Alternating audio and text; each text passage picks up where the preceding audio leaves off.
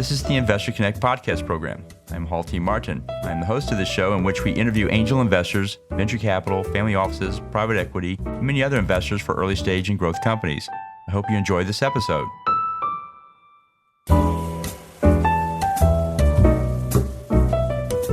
Hello, this is Hall Martin with Investor Connect. Today I'm here with Adam Weiler, founder of Sunken Stone.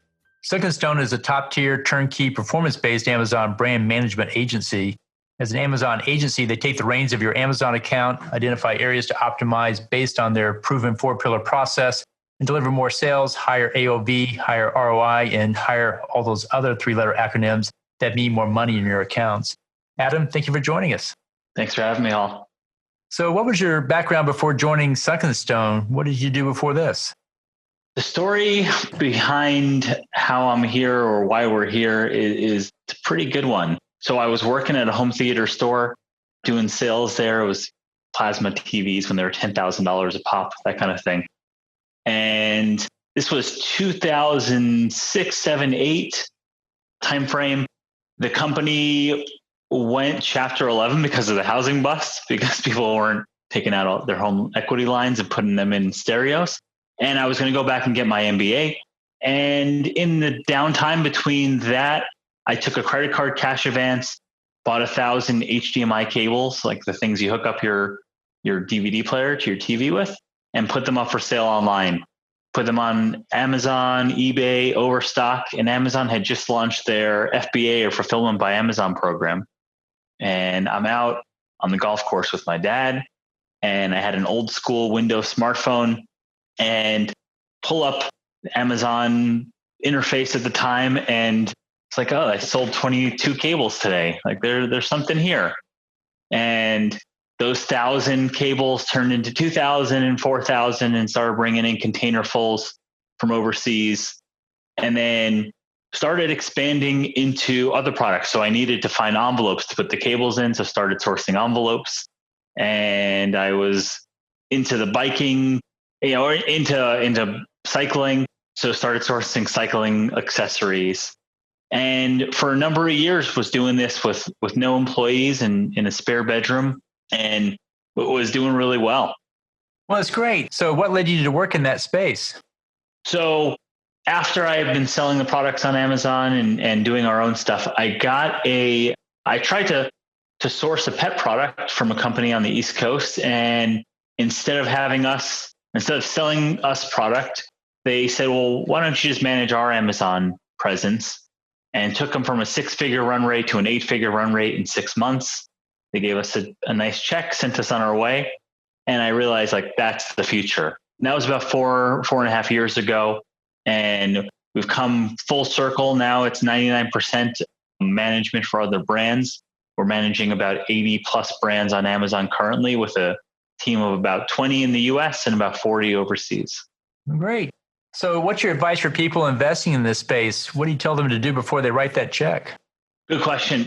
I talk about 3 main things to check off, right? It's the same rubric I have when I'm angel investing. You're betting on the team, you're betting on technology, and you're betting on the trend in the market space. The team is myself and the team. I think we have 100 combined human years for Amazon experience across our team. The technology, what do we have that's different from other people in the space? We got some really cool stuff that's powering our team internally. And the trend, it's eCommerce, right? And it's Amazon. How many Amazon packages do you have on your front step right now? How many do you have in your house? I think this trend, just like in 2008 when I've seen it, the trend doesn't reverse. It only gets stronger. And we've seen the movement from traditional brick and mortar commerce into e-commerce, and that's not going anywhere. Right. But to carry that thread forward, how do you see the industry evolving from here?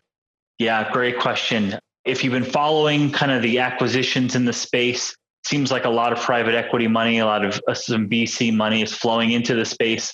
They're doing these brand roll-ups, so they're combining a lot of brands. No one's really doing it in the software and services side. We've got a nice roadmap, and we want to continue that trend. I know a ton of people in the space and a ton of businesses that would make perfect acquisition targets for us. Oh, great. So what's the growth rate of the sector today? Good question. Overall, if you look at Amazon's numbers, it's hard to get if we're just pegging it on e-commerce and pegging it on Amazon, we're doubling every year, every 2 years. But with us, we have a compounded annual growth rate of about 40% for the last 3 to 5 years. So we're growing super rapidly and look to continue that. So how many companies are engaged in this space? Yeah, I would say that if you're looking at the Amazon service and software side as an ecosystem, there's probably 20 in that top tier, which I would put us in. Another few hundred of kind of freelancers and smaller shops, and then a few other hundred underneath that of like overseas staff or Upwork workers, things like that. Okay. So what are the challenges in this space, especially for those who are running startups? What do they face? Good question. So if you've got a brand and you're trying to grow it, you could focus your attention everywhere. You need to be everywhere, and omni-channel is the future here. So you need to have a strong e-commerce presence. You need to have a strong Instagram presence. You need to have a strong Amazon presence, social influencers and paid social and organic social, YouTube. All of these things need to be firing, and you need great content and great product market fit. The only problem is you only have 24 hours in a day or so many employees. So we come in on a company to work with a company that's got some great product market fit and a nice traction somewhere. They've got social going, they got YouTube going. We come in and fill that Amazon gap, and it's rocket boosters off to that next level. So in the overall scheme of things, how does Sunken Stone fit into the landscape? Yeah, I think so there's where we are currently providing value and in that value chain. And then there's our growth plan, where we're going to be in the next 3 to 5 years, right? And that's continuing to develop additional technology. So we've got amazing internal tech that's powering our dashboard and alerts portal and inventory management portal. The product roadmap is strong and continues to add value. Additionally, acquisitions of smaller agencies and software in the space to kind of enlarge our space and give us a competitive advantage. And then adding logistics and warehousing. That's where I see us. That's how we take that. That's how we 10x this and 100x this company. Oh, wow. And so what else should we cover that we haven't? Yeah, I think the trend in the space, as far as private equity flowing into it, I've seen more consolidation and action in the space in the last 6 months because of COVID than in the previous 3 years. We had our standard 1, 3, 5 year goals that because of COVID, and we've seen the traction we've been able to get. Now that's the reason we're doing this raise. That's the reason we're out here. It's, as a friend quoted Warren Buffett, if it's raining gold bars, go get your bucket. And so do you think that trend will continue for the next year, or do you think it's going to taper off? I don't see, once you experience the convenience of e-commerce, I don't know how brick and mortar comes back to where it was pre-COVID. I still like going to Home Depot and knocking around and killing an hour and looking at things. But if I know what I want, I'm not going to the store. And I don't think that trend reverses. I think e-commerce only stays stronger. And so what do you think the future of Amazon and e-commerce is going to bring? Where does it go from here? Yeah, it's a little scary, but good. It's going to get more powerful. We've already seen the trend of pay to play. It used to be you just change a couple images and change a title and your sales on Amazon skyrocket. Now you have to invest serious capital. So it's the marketing levers and the amount of marketing that you put in used to be you put in $1 and you get 6 back. Now you put in $1 and you get 3 or 4 back.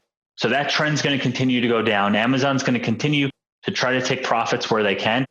That's their business model. You have to know it, and you have to use Amazon as a flywheel for your other channels. So when you go on Amazon, you start doing well, your other channels, your retail and your e-commerce channels are going to do better as well. So even if you're breaking even on Amazon, you're going to make up for it in your other channels. Great. Well, I read once that when the web first started in the 90s, they did all the easy stuff, and now they're getting to do all the hard stuff. Back then, buying shoes was hard. Today, buying shoes is easier. Technologies have improved. Web technologies have improved, and so forth. Do you think that trend will continue, that they'll just continue to put more and more difficult things online? Or do you think it's going to go into a different direction like AR, VR, or some other technology platform? Yeah, perfect example. We were buying a cooler yesterday. This Yeti cooler, name drop. They're not a client, but we're happy to have them. They have a great option because one of the problems when you're buying that type of product is how big is this thing? You don't really know because unless you put a banana for scale or something like that. But Amazon has a view in your room feature. You do an augmented reality picture on your floor, and you can see how big that cooler is there. So these things are going to get solved. Clothing fit, for example, like those are the things that used to be you have to go to a store and touch it and feel it. I think we're breaking down those barriers. Well, great. We're looking forward to seeing what the future brings. I want to thank you for joining us today. How best for listeners to get back in touch with you? Yeah, feel free to contact me on LinkedIn or go to sunkenstone.com. Obviously, go to the WeFunder page. You can check out our deck and our video and raise there. We're already getting some great traction, so happy to have you along for the ride. Great. I want to thank you for joining us today and hope to have you back for a follow-up soon. Thanks, all. Investor Connect helps investors interested in startup funding. In this podcast series, experienced investors share their experience and advice. You can learn more at investorconnect.org.